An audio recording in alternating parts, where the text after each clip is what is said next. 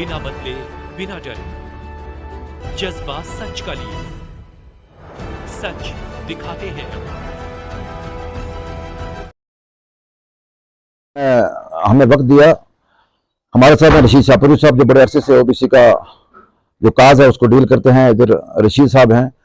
तो आज की प्रेस कॉन्फ्रेंस का मकसद ये है कि 70 साल के बाद जिन सरकारों ने ओबीसी तबके को हर चीज से महरूम रखा हुआ था, हमने आज शुक्रिया के तौर पे माननीय प्रधानमंत्री जनाब नरेंद्र भाई मोदी जी का और अमित शाह जी का और एलजी साहब का और बीजेपी की जो सरकार दिल्ली में है उनके शुक्रिया के लिए हमने ये प्रेस कॉन्फ्रेंस रखी है कि 70 साल के बाद ओबीसी समाज जो है जिस जद्दोजहद के लिए फाइट कर रहा था, उसका हक जो है आज प्रधानमंत्री मोदी जी ने और बीजेपी सरकार ने वो ग्राउंड लेवल पे करके दिखाया है।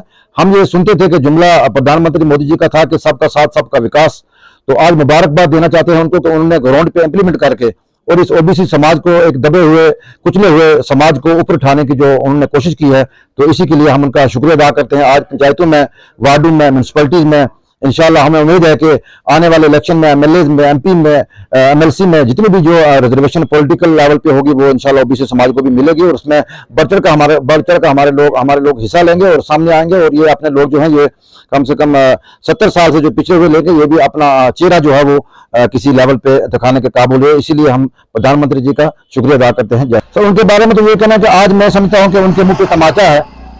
अगर ये चीज करनी होती तो 70 साल में यहाँ बड़ी बड़ी सरकारें आई, बड़े इक़्तिदार में रहे, बड़े पावर में रहे, लेकिन ये लोग जुमलेबाजी करते थे और बाद में दिखाना कुछ और है, करना कुछ और है।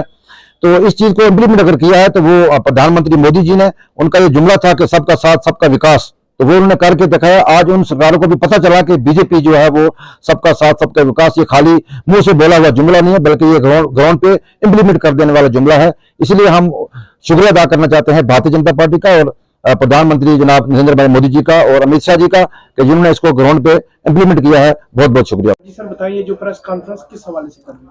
आज ओबीसी समाज की तरफ से माननीय प्रधानमंत्री श्री नरेंद्र भाई मोदी जी का शुक्रिया अदा करने के लिए हमने ये प्रेस कॉन्फ्रेंस की है कि जिन्होंने आज़ादी के 70 साल में पहली बार ओबीसी समाज को पंचायतों में और म्यूनसिपैलिटीज के अंदर में रिजर्वेशन की जो घोषणा की है और जो रेवेन्यू रिकॉर्ड था उसमें ओएससी को खत्म करके ओबीसी का जो टाइटल दिया गया है, उसके लिए हमने आज यहाँ पे प्रेस कॉन्फ्रेंस की, क्योंकि आज़ादी के 70 सालों तक इस ओबीसी समाज को हर तबके ने, हर सियासतदान ने दबाने की कोशिश की।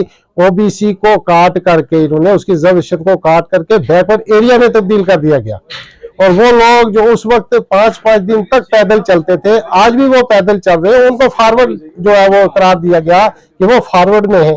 जहां 24 घंटे बिजली पानी की सुविधा थी, वो लोगों को बैकवर्ड किया गया। आज हम भारतीय जनता पार्टी और माननीय नरेंद्र मोदी जी का अपने तहे दिल से ओबीसी समाज की तरफ से शुक्रिया अदा करते हैं कि उन्होंने ओबीसी समाज के बारे में सोचा है।